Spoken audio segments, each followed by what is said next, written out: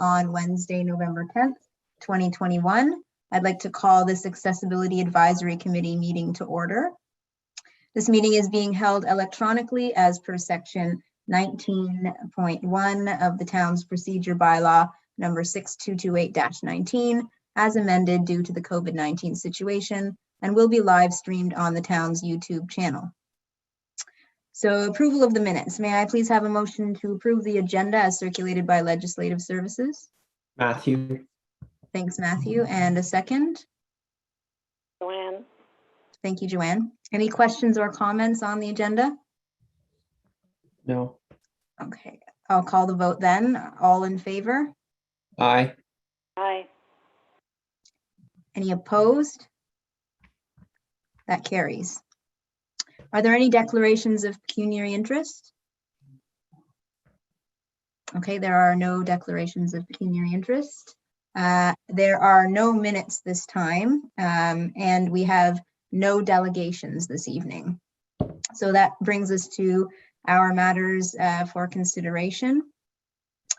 So first up is 6.1, memorandum from Accessibility Advisor regarding site plan application ZBA-2021-06 and SUB-2021-02, submission number 1, and this is for 5 to 70 Archer Hill Court. May I have a mover and a seconder to put the item on the floor for discussion? Matthew. Thanks, Matthew. And a second? Joanne. Thank you, Joanne. Okay, Matt, you can take the lead on this.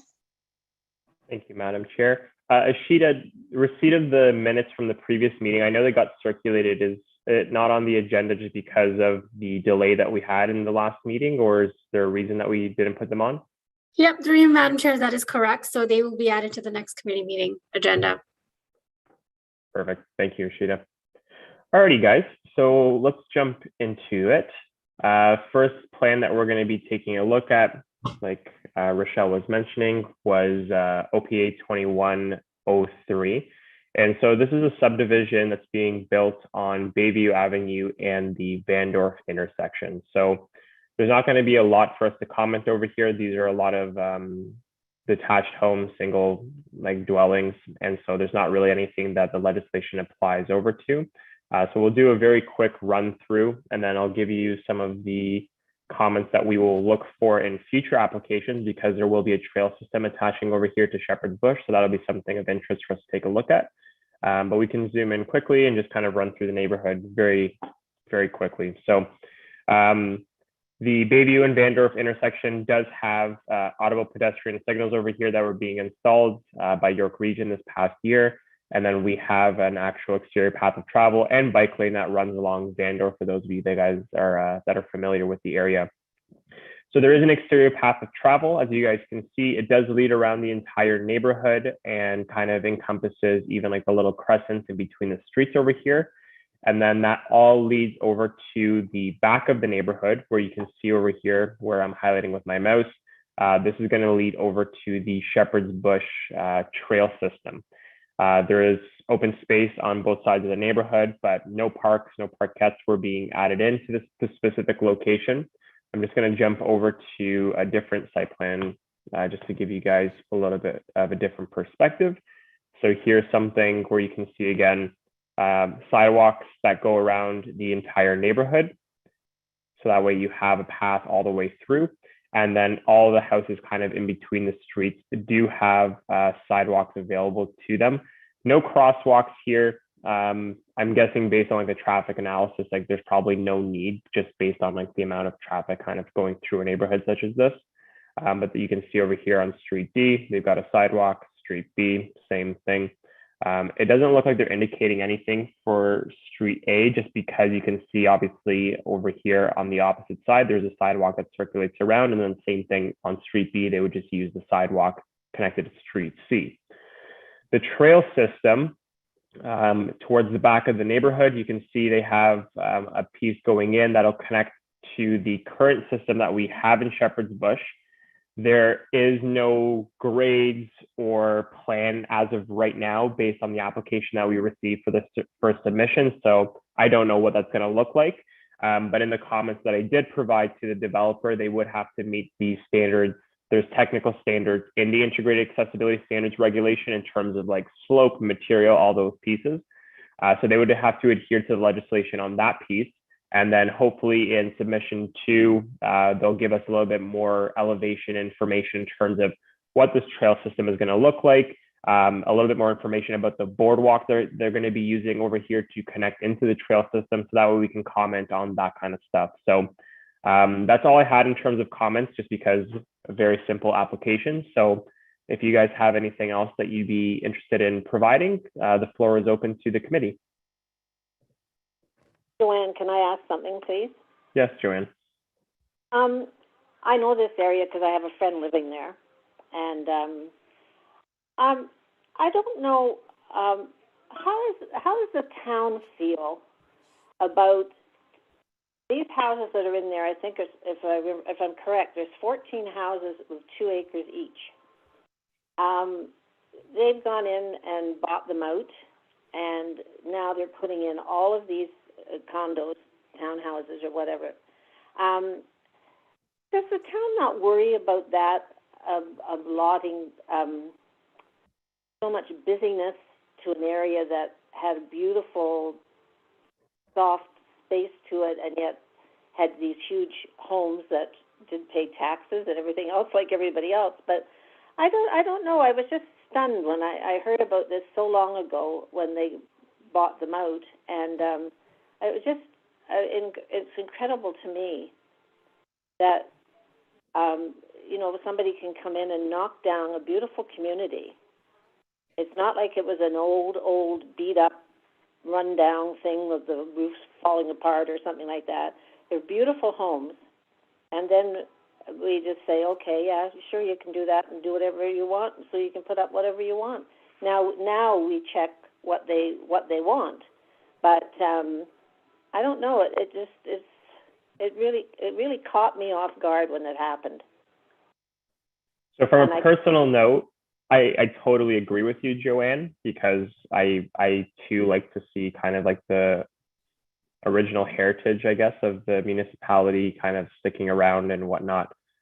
In terms of the town's perspective on this, I don't have an answer for you just because this isn't my area. I'm not a part of like the planning and development department, so I'm not sure how council and planning have decided what is going to be built, when it's going to be built, how it's going to be built.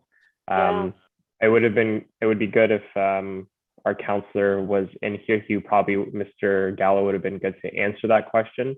But I don't have the answer to your question. I'm not sure what their perspective is on that situation, unfortunately. The mayor wrote a public article last week about that. Sorry. Joanne, the mayor put a public article in the newspaper last week about this. So if you want his opinion, it's already out there. Yeah, but that's his opinion. I mean, I can appreciate it, but on the other hand, I think that we have to, as a community, think about where our community is going. I mean, are we not? I mean, we could find some really old houses, even older than these ones, that are small and everything. These are beautiful, large homes. My friend's home has a nanny apartment in it and everything. She's got 2 acres, and they've got swimming pool and everything that lives there. And it's just well kept, beautifully looked after. And I'm just thinking, it just blows me away that this is happening. And I just thought I had to say something about it, but I just feel that way about it. No problem. I know a good way, obviously, like you're mentioning, is if you can get the community to work together and delegate to council. That's something like that would be the approach to handle this kind of a situation. Yeah. But yeah, that would be something that council and the planning department would have to be addressed for. It doesn't really fall into us as the Accessibility Advisory Committee. It's good that you voice it in here, and I'm sure the members have their opinions on this kind of piece. But like you mentioned, it would have to be a community initiative brought over to council and delegated to them to kind of address that in terms of what's being built, where it's being built, and what's being demolished. Well, I know all the people sold, and then they decided to cut back the amount they were going to offer them. And the people, then 6 people, I think it was 6 people, one of them being my friend, they backed out on the deal. and then they put the money back up, so they went back up with it. But I'm just concerned, like, there's a trail behind and all sorts of things, and I'm finding that we're just tearing down too much of our forest and things that, to me, shouldn't be, because especially since we're in the area that we're in, you know, and I don't know, it's just going the wrong way to me. Yeah. Sorry. No, That's all. no problem. Like I said, on a personal level, I completely agree. For the actual site plan application that we're looking at here, just to keep us on track, is there any comments in regards to this specific application from any of the other members? Not accessibility wise, but I don't see a park in there at all. Yeah, no, they didn't add in a park, nothing. And like I said, they have the path of travel installed here. So like, I didn't see anything from an accessibility point of view. Once we get the grades, we'll have a better idea, right? Like we'll see like how steep everything is. But based on like these preliminary drawings, I didn't really have any other comments. Yeah. Okay. Perfect. So Rochelle, that's back over to you. That was an easy one. Okay, thanks. All right, so if no further comments from the committee then, I'll go ahead and call the vote. All in favor? Aye. Was that an aye from everyone? Any No, opposed? I'll go against it. Pardon? I'll go against it. Joanne? You're opposed? Yes. What are we supposed to do if someone's opposed?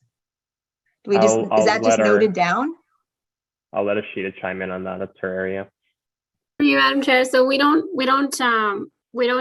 note in committee minutes how members are voting. So Okay. if the motion is in favor and majority of in favor, then the motion carries. Okay, But on record, if the member chooses to vote no, that's fine. So if Okay. if Joanne has said no, then that's already recorded. got it. Thank you. All right, so then majority are in favor and that carries. So item 6.2 is up next, and that is memorandum from accessibility advisor regarding site plan application 0PA 2021-03, ZBA 2021-03, SP 2021-07, submission 2, and this is for 15296, 15306, and 15314 Young Street. May I have a mover and a seconder to put the item on the floor for discussion? Matthew. Thanks, Matthew. And the second? Joanne? Thank you, Joanne. Okay, Matt, you can start us on this. Thank you, Madam Chair. So we have taken a look at this pretty recently. So I'm just going to jump over to the application itself. I think we were looking at this in September. So it was either October or September that we were taking a look at this. I'm pretty sure it was in September. So very recent, you guys should recognize it pretty quickly. In terms of our previous comments, the developer was very good with addressing all of them. So before I go into any of the new comments, I'll just kind of go over and identify what we were previously asking for. So in the parking level, which wasn't provided in the second submission, but we did ask for on the P1 level for the type A spot they had over there to be a little bit closer to the actual elevator system. There was no issue with that. They addressed it and moved the parking spot over to the elevator system. One of the pieces where you can see with my mouse is originally on the original site plans from submission 1, the path that was provided in the drop-down zone was shared with the access aisle. So we asked for them to identify it strictly as an access aisle. As you can see, they've now provided the diagonal lines identifying it for the barrier-free parking. And additionally, they added in a separate path that leads into the drop-off zone. So you can see over here, drop-off for the vehicle would come over here, not blocking the barrier-free parking. And then people would be able to go in on the path that's provided over there. So that was good. We did ask for additional seating that would go along the sides of the building over here. One of the comments I was mentioning last time is just because the exterior path looks like it's very close to just like the 1.5 meter minimum requirement. So they were indicating that just based on that, they wouldn't be able to add in any additional seating. There is some in the amenity areas and stuff, but we're just talking strictly over here in the front loading zone. There's just not enough room for them to actually put in seating without compromising the path of travel for individuals entering into the building. And then everything else was good to go. So the automatic doors was acknowledged. That all kind of goes into the future site plan applications in later stages. The consideration for emergency evacuation chairs and the tables over here were designated to be accessible as well. So all of those comments went through. There was no pushback on any of the comments that the committee made. So that was very nice and easy in this case. For this submission, I'm just going to jump over to the elevation drawings at the end of your package. And you'll see over here, and this was me just kind of nitpicking based on what we're kind of going to be asking from the new Town of Aurora standards, which I'll speak about at the end of our meeting, because those just got finalized, which is exciting. But the cross slope over here is at 2%, which is very reasonable. But I did ask for them to kind of try to bring that slope down to what we were asking for, which is the 1.5% and 1% between the cross slope and the slope used for drainage. So that was the only comments I had on this site plan application for the second submission. Everything else looked pretty good. And like I said, they addressed all of the comments that we had from the original submission that we had. So that was it on my end. Like I said, nice and easy again. So I'll pass it over to the committee. And if you guys have anything else, or if you want me to go back to the other drawings to look at, just let me know. No, you caught my cross slope question, so that was good. Perfect. I'm just happy to see that they took all our advice into consideration. That's great. Yep. And then hopefully on submission 3, we can take a look at the actual parking. Like I said, in this one, they provided just like the exterior and the elevation drawings for the building itself. But maybe we can take a look at the parking again. Like I said, they addressed the comment and said that they did move it, but I didn't physically see it in this application. So maybe in the next one on the third submission, we'll be able to see that piece. But when we did look at it, they did provide parking on each of the levels, minus the one spot. All of them were nice and close to the elevators and stuff. So there was no concerns in that piece.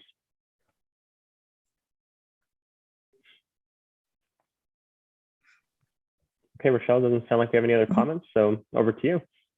Perfect. Okay, if there are no further comments, I'll call the vote. All in favor? Aye. Aye.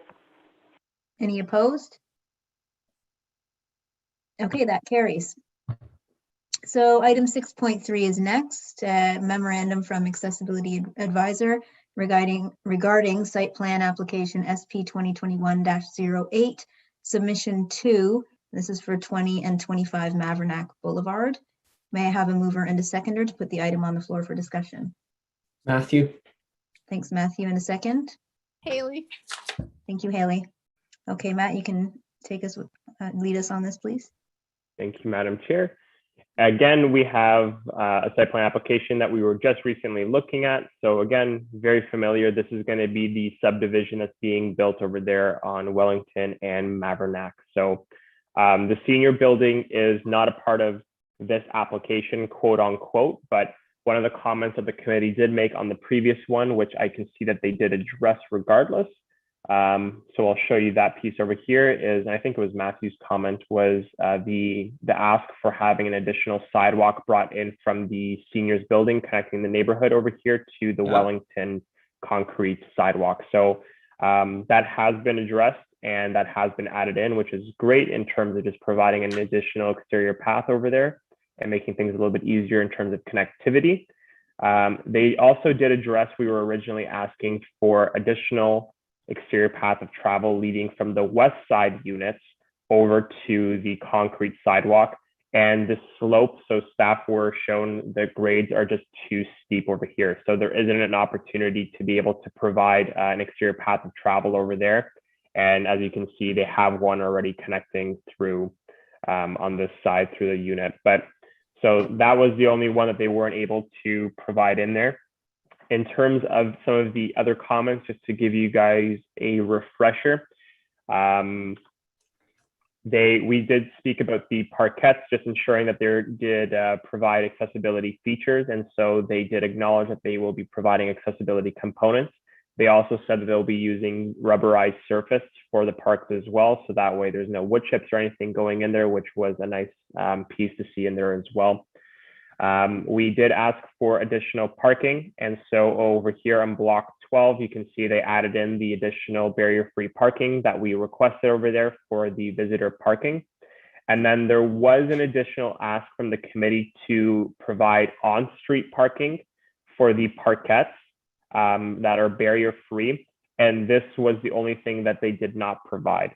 And that's just because they were mentioning that basically each of the units over here do have accessible parking, and that they are basically just providing regular visitor parking where they have space on the on-street. Technically speaking, from a legislative point of view, because this isn't an off-street facility, they have, I guess, the ability to not have to put that in there. I'll let the committee comment on this once I go through all of my pieces, whether they want to push back on that piece. So they're within their rights not to put something in there, just like I said, from a legal standpoint of view. But you guys are welcome to push back on that. So they didn't address that comment. And then one of the other pieces we were asking for as well was crosswalks connecting over to the parkettes. And this one did make sense. They didn't provide the crosswalks just because it actually takes away from the on-street parking. And so we can zoom in and just take a look together to just kind of show what they were talking about. So we were originally asking for some kind of crosswalks to be provided, and they were mentioning that that would take away from the actual on-street parking that they've provided over here. Now, I guess we could argue that a crosswalk could be provided in front of the homes over here, but I don't think the residents of those homes would probably appreciate that. I don't know. I'm curious to see your guys' feedback on that piece. And then obviously they do have a crosswalk system on both sides of the parkette through the exterior path of travel that goes around the neighborhood, right? So as you can see over here, there is an ability to cross the street and then walk up over to the parks themselves. And then same thing on the opposite side over here. Now, the reason we asked for the crosswalk though is it doesn't actually lead to the park, right? Like there's no sidewalk that leads up over here. And so that's why we were requesting that piece. And so those were the comments that we provided last time. They addressed them as I was just explaining over to you guys. So I didn't have any further comments on top of what we already addressed. And I just wanted to speak to you guys and get your thoughts on the comments that I just provided back from the developer. So I'll pass that over. I'm sure you guys want to discuss those pieces. So floor is open to the committee to chat. So I think we should push for it because there's, like, yes, it'll get rid of some parking, but like this neighborhood's so compact that these parkettes are going to be fairly popular. So there should be an easy way to walk to them. So that's my opinion. For the crosswalk, right? Just so I got you there, Matthew. Okay. Yeah. And then my other thing I was looking at was so if you go over to the where the two sections, the two like phases meet on Maverick, like up on the street up. Am I going north or south here? North, right here. Yep. So there's that area is kind of like, I can see a lot of people like trying to cross over. So there's no easy way for people to cross from the one side of the development to the other side of the development safely. So I was hoping that they could probably put some kind of crossing across there. Since they are, go ahead, finish off there, Matthew. So people can cross because the street up above doesn't have stop signs. And the only other way is to go down to the intersection and go back up.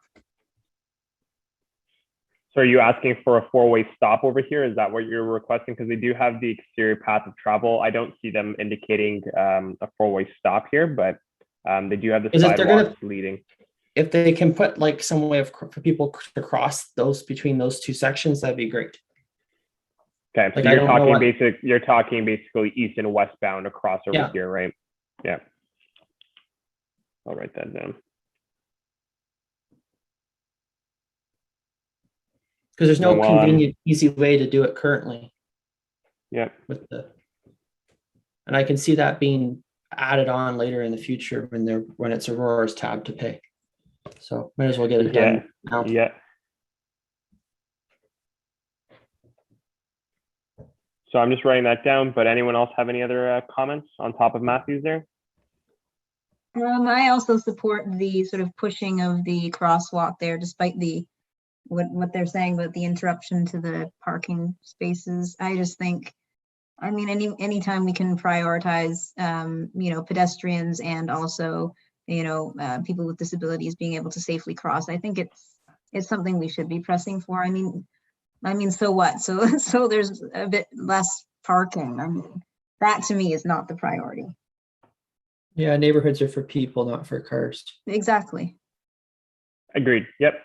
I'm very happy to do that. I agree. I don't like the connectivity. I'll just draw right back down over to the parkette. Like I said, they're not really showing a safe way to go over there. Like I said, their argument was just based on like traffic analysis that they're not expecting a lot of cars kind of going through those streets. Like that's how they basically responded. Yeah, but you don't like, I don't know how much you can really predict that ultimately. And like still ultimately you want to make sure that this is a park where kids are going to be going, that there is a right of way for children to be able to get into it. So I totally agree with the committee on this piece. Yeah, but they don't include the fact that a lot of these vehicles will be electric soon. So they're gonna be a lot quieter. Because they're quieter, pedestrians are not going to hear them as much. So there's that safety risk too, that they're not factoring into the way they planned. Yep. No problem with that. Okay. Haley, Joanne, any other comments on your end? Oh, I think I'm all right with it. Just seems a little tight to me, that's all. All of these things seem to be jammed in. Yeah. I moved to Aurora to have a nice home, and I've been here 50 years now, and I have a 61-foot frontage on my house, and that's nice. Yeah, I think I can speak for my generation and say that it's not easy getting a home with actual property anymore. We're kind of subjected to getting the cheap stuff that's left over with just concrete walls. We built onto our house, and they wouldn't allow us 2 more feet. And we have 11 to 13 feet between the 2 houses eavesdrop. And they wouldn't allow us 2 extra feet to build on, and on the side of the house. And now everybody, you see houses being built and they're eavesdrop are nearly touching one another. Yeah. So it's just, it's ridiculous. Anyway. Yeah, crazy times. Yes, I know. Okay, so I got the comment for the north side over there of the Mavernack Boulevard to just reconsider, I guess, making and prioritizing just being able to cross west and eastbound, and then we'll address the north and south at the same time. Like I said, maybe they can, I'll talk to our traffic analyst before I even go back to the developer, just to kind of take a look at this one and see what he thinks about changing that into like potentially like a 4-way stop or something along those lines. So I'll chat with him for that for sure. And then for both the parkettes, the committee wants to push back on the crosswalks, which I am also in support of. So I will bring both those comments back over. No issue with that at all. So that all looks good. If no one else has any comments, I'll pass it back over to Rochelle. Okay, so it doesn't look like there are any further comments from the committee. So I will call the vote. All in favor? Aye. Aye. Any opposed? Okay, that carries. So moving on to item 6.4, memorandum from Accessibility Advisor regarding the Town of Aurora multi-year accessibility plan 2022 to 2026. May I have a mover and a seconder to put the item on the floor for discussion? Haley. Thanks, Haley. And a second? Matthew. Thanks, Matthew. Okay, Matt, do you want to take the lead? I will. Thank you. Yes.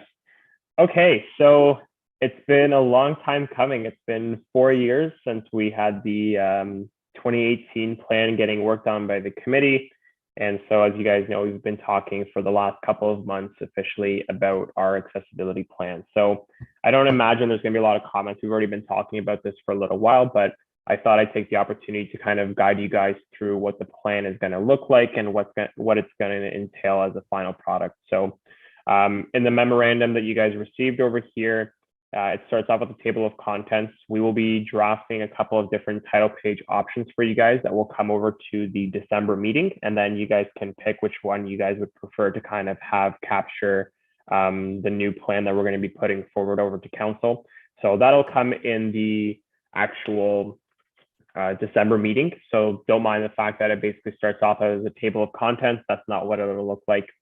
The final product as well will go, my preference, and you guys can push back on this, but I think I'm just going to create this as an HTML copy online. You guys have heard me say it over and over. I have zero desire to have PDF unless it's absolutely necessary. So we will create this as an HTML document to be put onto the accessibility page, which for those that want to have it as a PDF can obviously just download the HTML copy and it'll convert over to PDF for them. So we could always accommodate people if requested, but I don't see the necessity in having a PDF actually online for people. In terms of the actual content itself, I'll stick to the table of contents just for a brief moment here. I significantly cut back, like I've mentioned a couple of times, on the accessibility plan that we've had previously. This is my personal opinion. There was a lot of filler throughout many of the pages. And so it was an 80-page document. And I think even for new members coming in, it's quite a bit to actually have to read through, understand, and kind of take the time to really find and sift through all the content to find the meat and potatoes that really matter in terms of accessibility here for the town of Aurora. So I pulled back a lot of it. Some of the information that I stripped out was the way that it was previously created in the original plan. You saw a lot of table format for items that were completed in previous years, what we're working on right now, what we plan on doing it. And that was all kind of built into appendixes or appendices.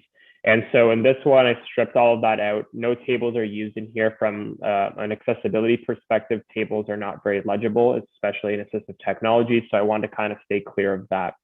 I also took out a lot of just information about our facilities. So like, for example, like the Aurora Community Center, it would give you a whole list of things that have been kind of done by all the committees over the years.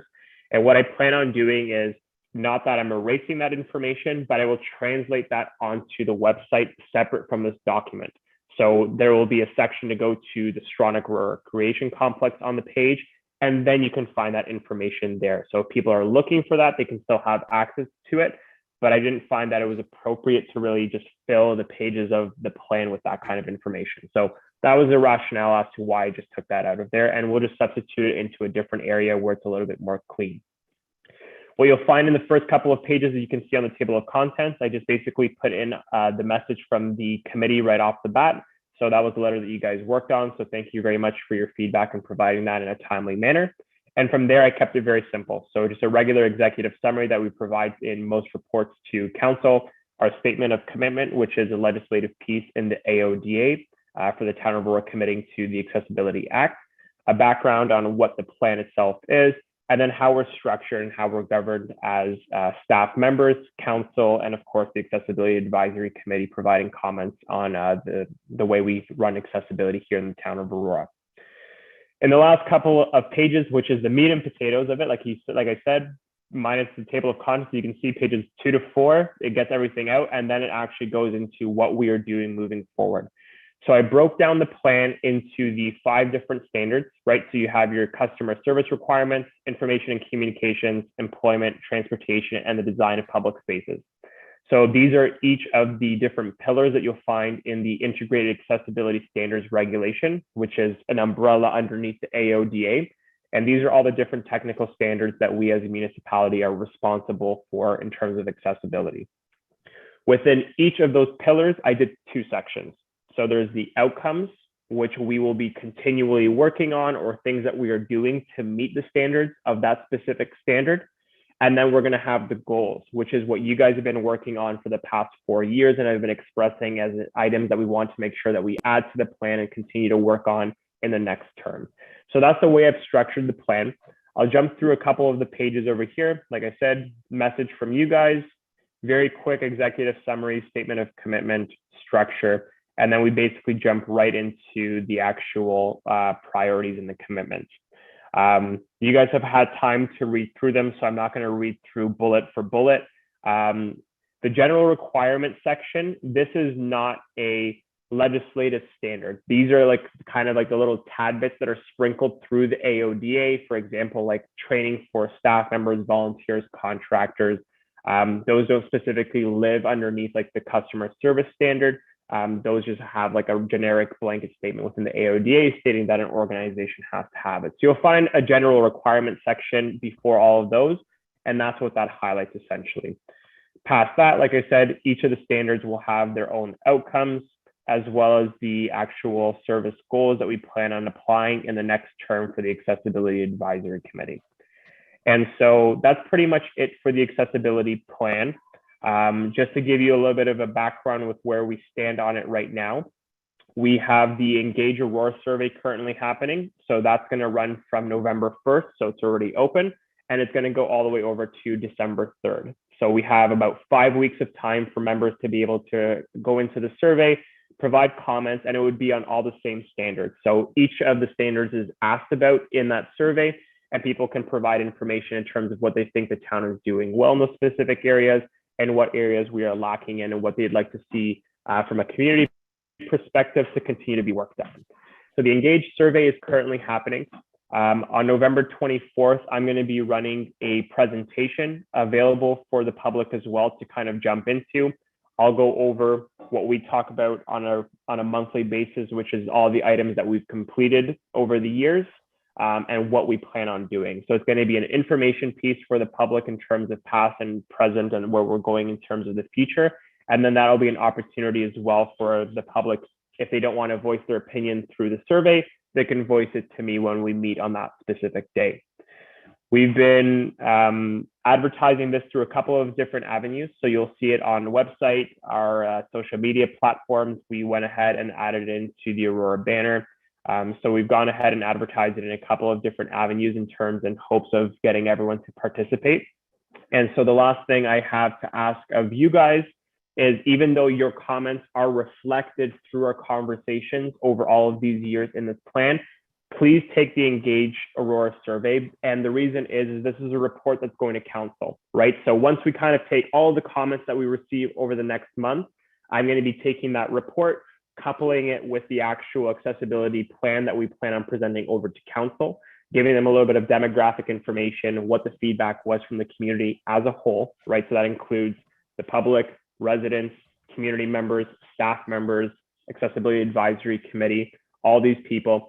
And then we bring that all over to council for final approval. And we're going to be doing that in Q1 of 2022. So my only ask of you guys out of this is basically go on to the Engage Aurora survey, please. Your input is obviously extremely valuable. And I know it's already reflected in here, but please take that Engage survey as well, just so that way council sees in terms of numbers what's being reflected in the community as well. So that's what I'm asking of you guys.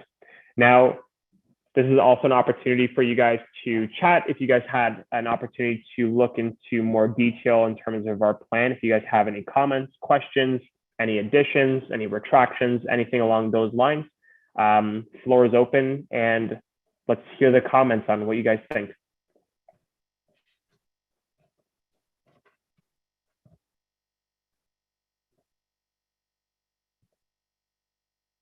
I'm gonna hope that crickets is good. So the plan is very detailed. If you guys look back at like previous ones, there are, I guess there was more focus on big ticket items. If you take a look at my plan and the style that we have taken as a committee, you can see there's a lot more going into the actual engagement portion of it. So taking a look at like ERGs, employee resource groups, and making sure that we have representation coming from different departments and speaking about the little things, right? Like our programs and what we're doing at a community level. So it's not just about spending money and big ticket items. It's actually engaging on a policy and community level. And so there was a good focus on that. And then we actually have a lot of consultation that's going to be happening in the next term. So even for the design of public spaces, I've been working with the operations division. And so we have a consultant that's going to be working with the town, taking a look at our different areas. And so by having them available to us, a lot of the items that we have on here, for example, like we were talking about see-through boards, for example, being used in our hockey rinks, right? And so that way we have a consultant that can go in there being like, yes, you can do it based on what you guys currently have. Here's what the cost is going to be. And so that way we have better analytics to lead us over the next couple of years in terms of our spend as well. So that's a lot of where my focus went in on this. And obviously you guys had a lot of your asks that were reflected in here as well. So if you guys don't have any comments, that's great. Like I said, just if you have an opportunity, please do take the survey. And then if something pops up into your head, fantastic. And like I said, you guys have until December 3rd. So you guys have already been talking with me about the plan for a couple of months. The final date for comments is December 3rd, just because I have to start writing a report afterwards. So I don't want a bunch of things coming in towards Christmas time. So December 3rd will be the final deadline, and then title page will come to the next committee meeting, package that all together, and we're hoping to bring that over to council sometime in January, February, depending on how busy the general committee meetings are at that period of time.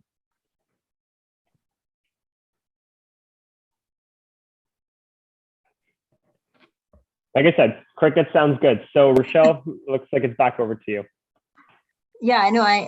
I just want to say before I move us on, but I actually really like the streamlined sort of version that you've done, Matt. So I think that that's great. Yeah, and I look forward to picking the title page too. I think that'll be a fun aspect to make sure that we can get that right as well. I did notice actually. Do you have somebody editing this? Because there's a couple of things I noted as you know, I always note some like small minor things that need correcting. Do you have anyone editing this at all, or? So after the draft, like once you guys give your comments, I'll be sending it over to our corporate communications team to kind of go through it. But if you've already caught things, send it over to me. Absolutely. Then we can start inputting those comments. So rather than kind of going through grammatical stuff through the committee meeting, if you want to send it to me through email afterwards, I can make those adjustments for sure. Yeah, sounds good. Okay, so is there any further comments or? Okay, I will call the vote. All in favor? Aye. Aye. Any opposed? Okay, that carries. That brings us to 6.5, our roundtable discussion regarding the Town of Aurora Accessibility Plan 2018 to 2024. May I have a mover and a seconder to put the item on the floor for discussion? Haley. I heard Haley there, and can I have a second? I had Joanne, as I said. Oh, okay, thank you, Joanne. You can be the second. All right, Matt, if you want to take us through this.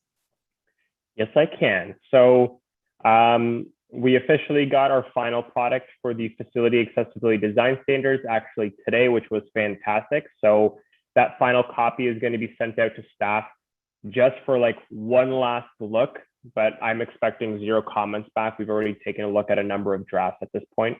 So I will send that hyperlink over to all of you sometime tomorrow. I won't send it tonight after the meeting, but I'll send it over to you guys so you can take a quick look through it.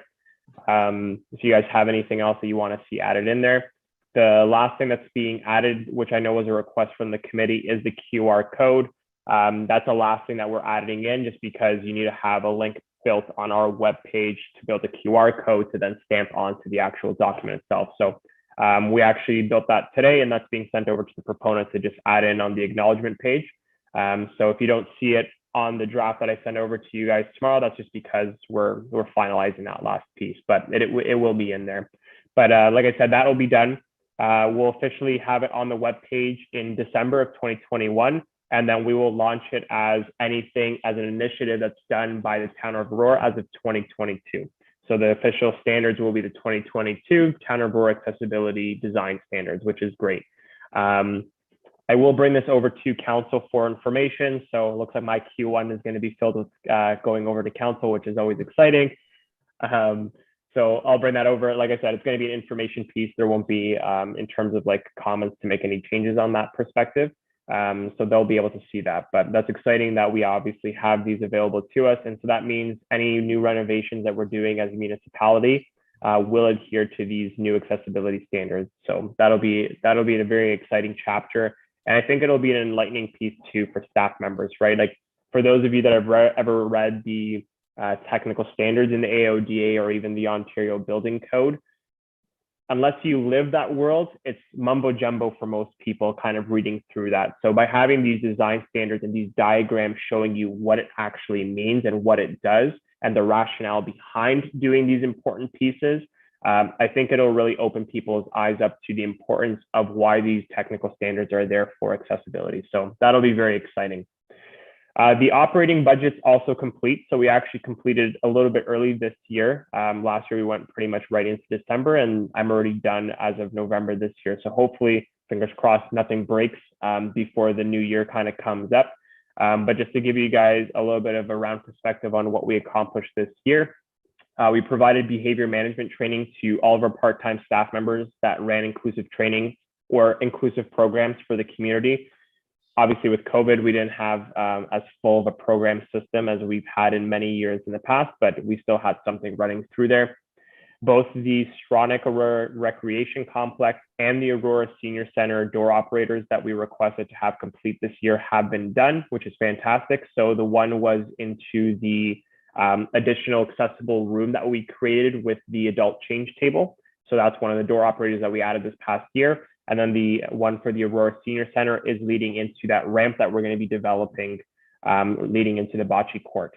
Now, the ramp is being pushed until spring of 2022. All the contractors I reached out to didn't have time, and like it's just between supply chain shortages, labor shortages, and that kind of thing. So we weren't able to do the ramp this year. Winter is here at this point anyway, and our senior center is not running at full capacity, but as soon as winter ends up in 2022, we'll be installing that ramp that'll lead from that door operator. So the drawings are fully complete. We already received all the permits to go ahead with that construction. So we're basically just waiting for somebody to actually do the work for us at that point. A part of the operating budget as well, our subscriptions came up for some of the accessibility programs that we use. So Site Improve is one of the programs that we use to just kind of check our coding and our documents on the back end of our servers. And then the Browse Aloud system that provides screen reader options and contrast changes on our website was all renewed this year. We got 3 new portable ramps as well. And so that's going to be used for a special events. We've had a lot of requests for like whenever we do like Halloween events or Santa parades, when we have these huts and skate trailers available at these events. So we actually bought portable ramps that allow for not only just the community members that might be entering in, but we've had staff requests actually with accessibility requirements to be able to participate from a work perspective. And so those portable ramps will be available at all of our special events whenever we're using these huts moving forward. So that way these ellipses going into these buildings won't be an issue anymore. So that was a good add there. And then finally, we added in the evacuation chairs that we started last year and we finished off this year for some of our remaining buildings. So we have evacuation chairs that are being added to the different emergency staircases at the Aurora Community Center. So we have the 2 rinks over there on the upper levels. The Aurora Family Leisure Complex, right next to the loft, we have an emergency staircase that leads over to the north side of the building. And then we bought one for the public library. Now, the public library one, we won't install until everything gets complete in terms of construction, but we bought it ahead of time just to have available as soon as we actually are able to go ahead with that piece. And then last but not least, I want to show you something. Actually, before I show you the last piece, any questions about the capital and operating pieces that I just went over there? Nope. Okay, perfect. And then we actually got a request, which I am going to share with you guys, from a community member about a campaign system that's being done through Holland Bloor View. So I'm just going to share this. I'm going to share my sound. Can you guys see the web page okay? Yeah. Nodding heads, Yeah. Perfect. Okay, so there's a campaign being run by Holland Bloor View, and it was sent over by a public member that I've been chatting with for the last couple of months. And I think it's a great initiative. And so it's called the Dear Everyone campaign. And essentially what it's working towards is similar to what we did with the inclusion charter, where we're signing off saying that we will be involved in this initiative. This is an opportunity, I think, for the committee to take a look at a new initiative specific to accessibility. And so what it speaks to is making sure that we learn about ableism in the community and making sure that it's actually represented in the social media and any of the flyers and content that we're providing, right? And so if you ever take a look at this page, and I will send it here, I'll put it in the chat actually, so you guys are all able to take a look at it on your leisure. So you guys should be able to see that in the chat right now.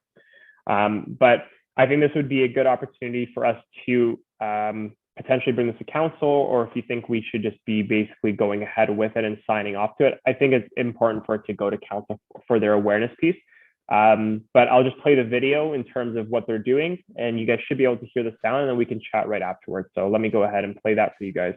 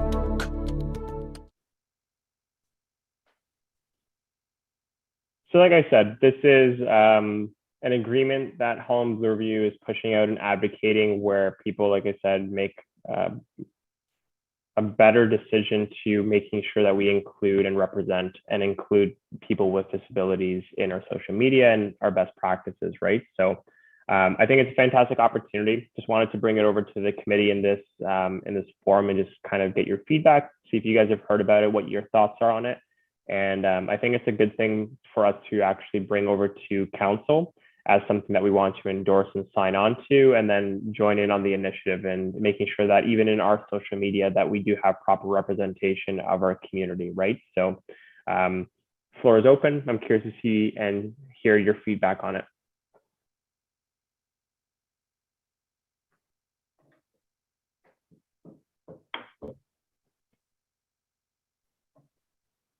I think it's a great initiative, actually. I had not heard of it, and I definitely do think we should bring it forward. I mean, I think it's actually, I'm not sure it's something we've ever actually talked about before, but it's something definitely that we should be concerned with.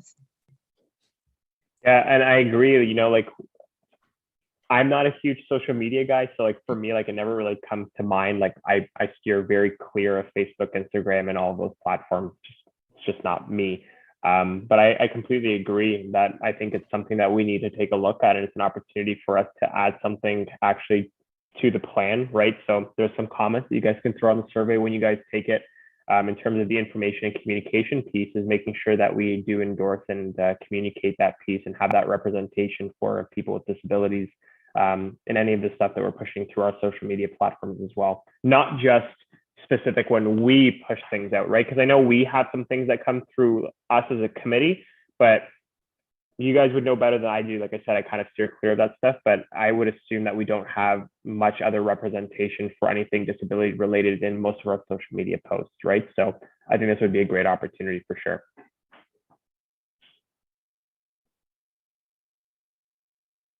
Okay, Matthew, Haley, any comments? I like the idea, and it's something, you know, that kind of goes with, right? They're not in oftentimes media. I think the town could do a better job, right, of making sure that when we're taking pictures for things or doing campaigns, that we are looking at representing everyone in the community. Thank you. Agreed. Yep. I agree with what you just said, because what I look at is, I worked at Holland Blue Review when it was the Ontario Crippled Children's Centre. I worked there for 11 years, and I just find that up here, what I find a little bit of division in the ABLE network and the Ontario and the community. I've gone and lost it now. That's all right. Community living. And a lot of people don't know that what community living is, because it doesn't have anything after. But I find it's very important to keep any of those things close together in the community and active for those people that require the work and the availability of things that we have. Completely agree. Matthew, just to make sure that you had your chance. Any comments before we kind of move on? No, it's a good idea. Okay. So that was it on my end for updates on the accessibility plan. I think one of the things that I can do for us in December, now that we're pushing through our new plan, we can take a look at our old plan and maybe just go over some of the things that we revised. And so we can do a checklist of all the items that were complete from this term and a couple of the things that we just decided that weren't a priority at that time. I can highlight all those pieces and we can go through that as a committee just to kind of close up our 2018 to 20. So the previous plan was 2018 to 2024. And so I just want to highlight that the reason we're making a new plan early is, legislatively speaking, we need to do it every 5 years minimum. So there was no way it would have ever gone to 2024 regardless. So I also figured that it would be a better opportunity for, oh, Max is just joining in. I think it would be a better opportunity as well for the plan to align with each term that's happening, right? Because the next one is going to be 2022, 2026. So I think the plan should cycle in 4 years. So that's the rationale behind why we're doing it a little bit early, even though it says 2018 to 2024. But yeah, so I'll bring that over in the December meeting as an opportunity for us to just reflect on all the items that we've completed over the last couple of years. I think it's always nice to see the accomplishments, and you guys probably will forget some of the things that we have done. It has been a ton of items. So it's a good opportunity to reflect on all the great things that you guys have done in the community. And then we can kind of close that up and then start getting ready to have our launch for 2022. Now, one thing that we'll end off with is Haley met with myself, Doug, and Tom about the video that we've been talking to you guys about for the accessibility awareness, which is a part of the plan itself as well. We are going to be scheduling an opportunity. I think it was, I'm just going to stop sharing so I can open up my email here. Lisa got back to me with dates actually at the end of the workday today. It was November 22nd to December 10th. Thank you, Haley. Yeah, I just got it here as well. So we have availability from, like Haley said, November 22nd up to December 10th as an opportunity for us to all be involved in the video. And I do want the whole committee taking an opportunity to speak to what accessibility means to them. So I will send an email out to all of you. We'll do a sign-up sheet. What we'll basically be doing is an opportunity for everyone to answer the question of what accessibility means to them. And then we're going to be starting to build that towards and have that as our introductory on the accessibility page and to the new plan that we're going to be rolling out. And then from there, each quarter, we're going to kind of work on Haley's vision of increasing awareness for accessibility. And so that'll lead into opportunities where we challenge individuals trying to use a wheelchair, for example, coming into our facilities and seeing some of the barriers they might experience. We might take some challenges towards dyslexia, and we can go down a whole number of paths over there. But yeah, so I will be sending that email out. We'll do a sign-up sheet as an opportunity for people to voice their opinion on the video and get involved. I think it's a great opportunity for you guys to kind of leave your mark for the next term as well. And so we can start working on that over the next couple of weeks. And so that'll be done before the new year comes up. And then once we launch the plan in Q1 of 2022, it'll coincide with the report and the new accessibility plan. So that'll be a nice bundle package for us to release all together. Haley, anything else you wanted to add in on top of that? Question. I don't know if it got lost somewhere, but the original video when we talked was going to be what is a disability and what is accessibility. Are we going to split those now? Or do you want to somehow combine them? No, Max, you have some. Sorry. Are you chiming in, or you accidentally just turn on your mic?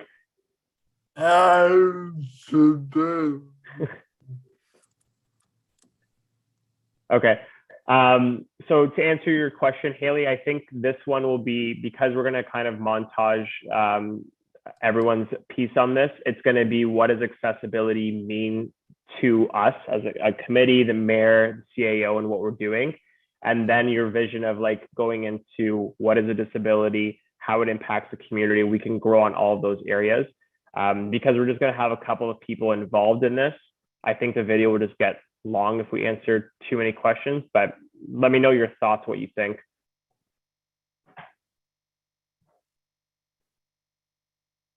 I'm curious on other people's thoughts. The only reason why I asked is because often those two things, for me and my brain, go together. Because when people think of kind of what is accessibility, the understanding of what is a disability and who may need access kind of go hand in hand.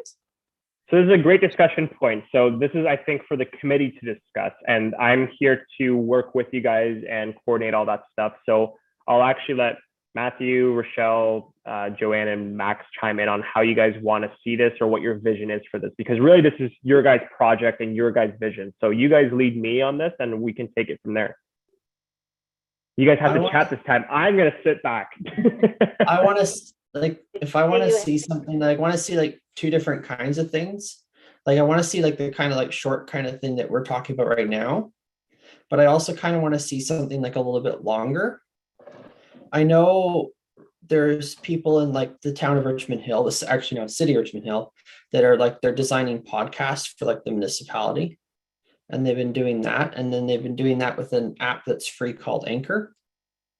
And they made content that's short and sweet, like a public video, like we're kind of thinking of doing. And then they made a second piece, which is like a podcast, which is audio only. So it's easy to do. And it touches on more longer and broader terms. So. Yeah. Sorry. I was working with the town. I came up was a resource from the town of Newmarket, and they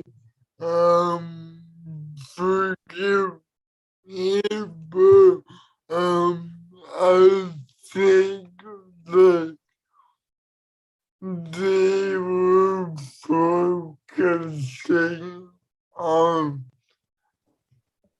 how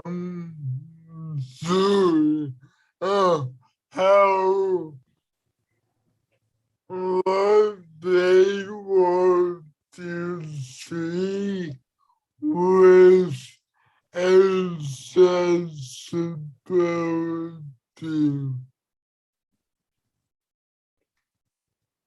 Just to paraphrase for Max. So when Max was working with us here at the town, you guys would remember this when he was trying to kind of work with you guys about creating profiles for each of the committee members. I think you sent a link to everybody. So the town of Newmarket also has a video similar to what we're doing, not exactly the same, as an option to kind of take a look at as well. And I think they were speaking to what they want to see done at the municipality long term. So that's another option to kind of take a look at. But yeah, thanks Max for that input, and then I'll let the other committee still chime in. Can I just ask a question? And I guess maybe Haley, you'd be the best answer. Is this and sorry if it's been answered in previous meetings, but what's the length of the video that we're working on? Is it like short one or a long one, or like what is the, I'm just trying to get an idea of what it is. And then I guess maybe to answer the question about like whether or not we're focusing on both ideas and talking about how we distinguish between them, I might be able to then answer that.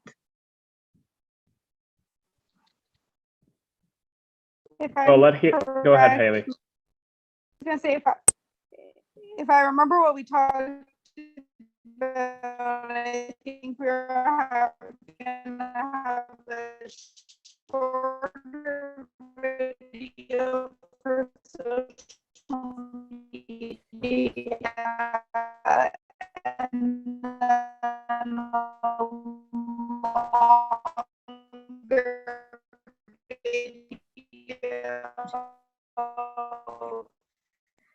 that we were gonna put on the town's page. I don't know if that's still your plan, but that was Haley, originally something you had talked about.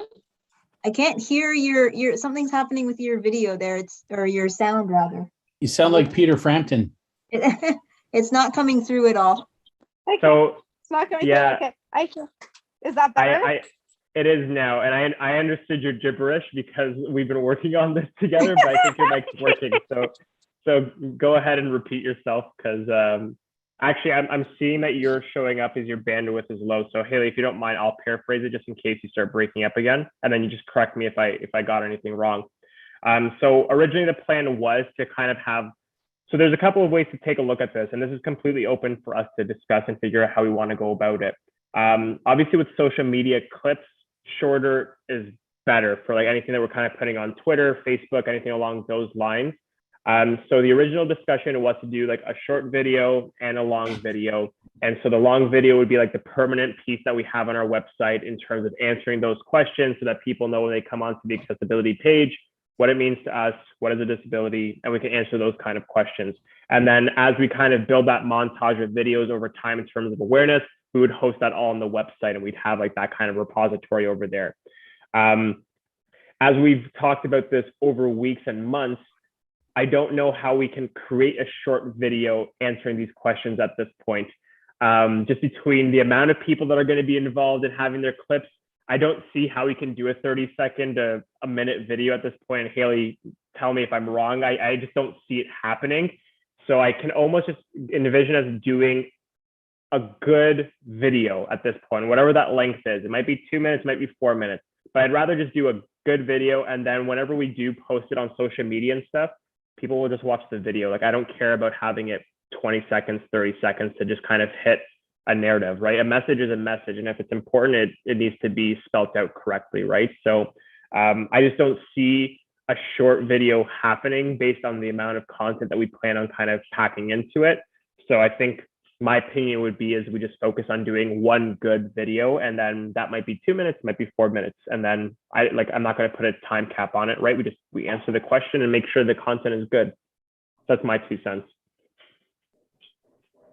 Yeah, so then I'm wondering, like, if the idea of sort of touching on accessibility and disability together, I mean, when it comes time for each individual person to sort of film their little blurb, I mean, could the option just not be there? Okay, what does accessibility mean to you? And you can also touch on, you know, how you distinguish that from disability, and, you know, how the two sort of interplay with each other in your mind. I mean, I think that giving people the option to talk about, you know, either or how they combine will maybe make it more, I mean, add more variety, I think, to maybe people's responses. And I mean, it's not to say that you can say, okay, talk about accessibility now, talk about disability.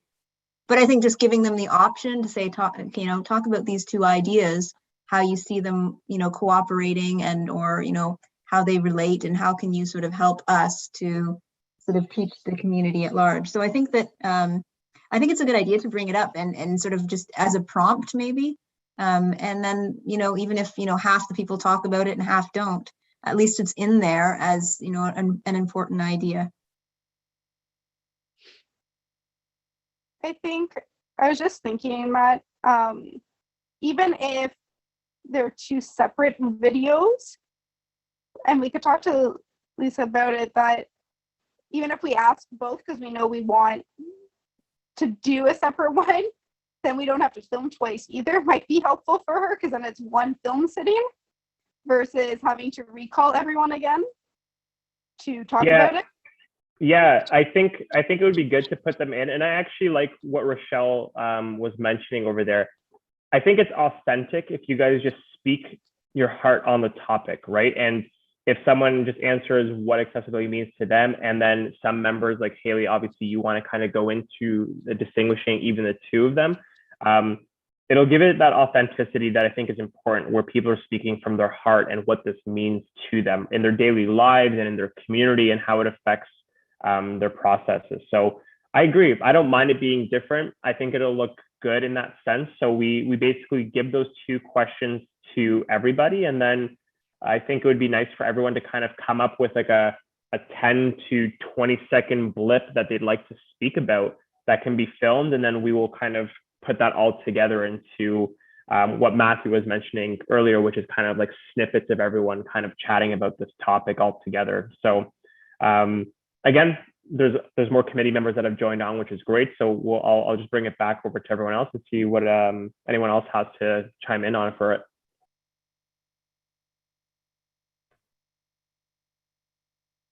Well, I think this committee is really important as far as bringing forward to a lot of people who don't understand people that have a disability of some sort, and a lot of people don't tend to visualize that different things are inaccessible to some people.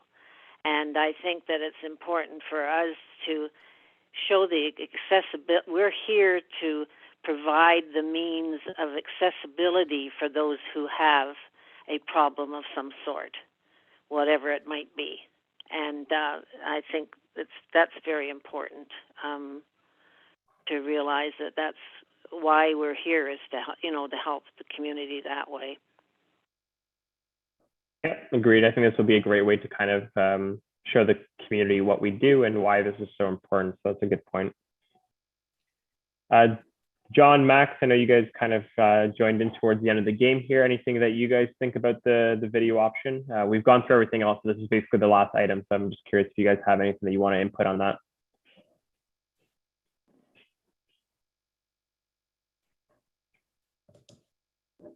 I think this is a great initiative. Sorry that I haven't been too much of a part in this. I'm busy.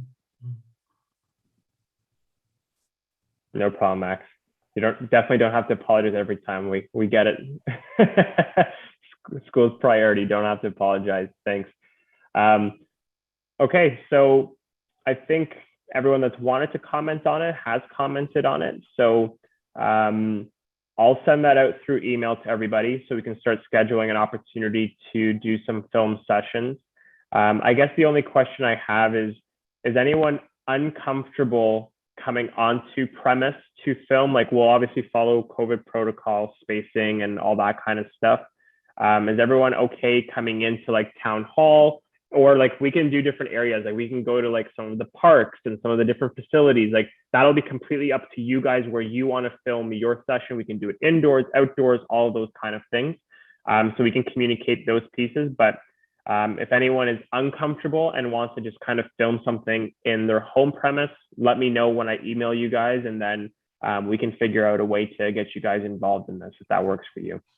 Yeah. I know, Max, you're at school, so you're going to be the most difficult. Comfortable, but 4 hours away and won't be back until Christmas. Maybe I'll make that your Christmas present, Max, just to make you do extra work during the holidays, make you come in. But some of the places, Oh, but some of the places that we meet at for the filming or whatever you decide, could they be places that maybe include some of the accessibilities? Yeah, oh yeah, that's what I'm saying. If you guys kind of think of where you want to do it, and then I can even highlight a couple of, I think, some of the areas that we've worked on, and I can give you guys a couple of different options. Aurora is open. We can go where we want to go, right, and make those film sessions be done. So, and it's not even like everyone has to do it the same day. We'll schedule it with all of you guys individually because it would be too hard to get everyone coming at the same time, right? So we'll do it all individualized when you guys are available. If you guys need to do evenings, we can make that work as well. So let us know when you're going to be free and we'll cater to what's available on your guys' end. So that's not a problem. Could I pick up a questionnaire or something about what I have to answer, or is it because you're sending it to the other people? I could. Yeah. pick So it up. Joanne, I'll put it in email for everybody, and I'll print that off, and then I'll send that over to you through mail, and then we'll be in touch over the phone with scheduling you. Okay, then. Thanks. No problem.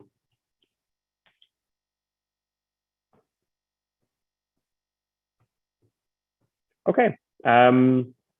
Haley, any like final pieces? Any, like I said, this is your baby, so I just want to make sure that you got everything in before we kind of close this off and get started and rolling on it. I think that's everything for the first video. I'm already thinking 20 videos ahead. Yeah. I'm very curious to see how it ends up. Like, I think it's gonna be the first one that we create. It might be good, might suck, who knows? But we'll get better as we go along, right? So it'll be exciting. Yeah, I'm excited after 2 years of trying to get this going. Yeah, I know, right? Agreed. It's the start of it's the start of the accessibility committee's YouTube empire. Right? Yeah. yeah. Alrighty, guys. Well, that was the last item on the agenda for today. Like I promised, we had a small agenda today, so we actually finished on time, which is exciting. So if you guys are going to watch the wraps or anything tonight, you guys are free to get your evenings back. So Rochelle, it's over to you, and we can go ahead and start our adjournment. Okay, so with no further comments on that, I'm going to call the vote. All in favor? Aye. Aye. Any opposed? Okay, that carries. We have no informational items this evening. So may I have a motion to adjourn? Haley. Thanks, Haley. And a second? Matthew. Thank you, Matthew. All in favor? Aye. Aye. Any opposed? That carries, and we're done. That part always makes me laugh. Like right